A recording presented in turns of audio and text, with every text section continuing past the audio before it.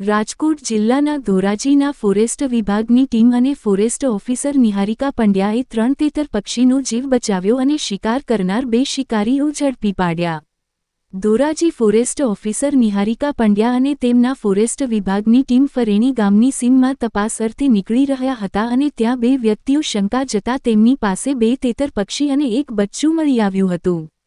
આ શિકારીઓમાં એકનું નામ મનસુખ બહાદુર રાઠોડ અને બીજાનું નામ પ્રવીણ ચંદુ વાઘેલા બંને ફરેણી રોડ પર રહે છે અને આ તેતરો પકડીને ખાવા માટે પકડ્યા હતા તેવી માહિતી પ્રાપ્ત થઈ છે અને વન્યપ્રાણી અધિનિયમ 1972 હેઠળ શિકાર કરવાના ગુન્હો દાખલ કરી અને 40,000નો દંડ ફટકારાયો છે। આમ ધોરાજી વનવિભાગની સતર્કતાને લઈને અબોલ પક્ષીઓના જીવ બચાવ્યા હતા।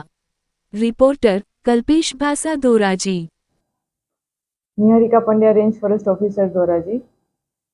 ગઈકાલે હું જ્યારે ફેરણામાં હતી ત્યારે ધોરાજીથી ફરેણી રોડ સાઈડ જતા મને 2 શંકાસ્પદ ઇસમો લાગ્યા, તો તેની પાછળ મેં પીછો કર્યો અને તેની તપાસ કરતા તેઓ બંને શંકાસ્પદ એક્ટિવિટી કરી રહ્યા હતા।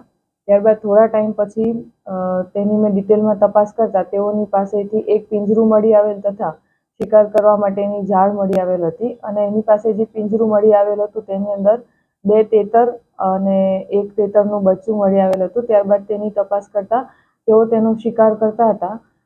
ત્યારબાદ તેને ઓફિસે લઈ આવવામાં આવેલ અને તેની ડિટેલમાં તપાસ કરેલ હતી, જેમાં તેઓએ જણાવેલ કે તે હાલ તો માત્ર શિકાર કરી રહ્યા છે તેના ખોરાક માટે થઈને, પરંતુ આ ગતિવિધિ હજી ખરેખર ખોરાક માટે કરી રહ્યા છે કે એના પાછળ બીજા કોઈનો હાથ છે તેના માટેની તપાસ હાથ ધરવામાં આવે છે।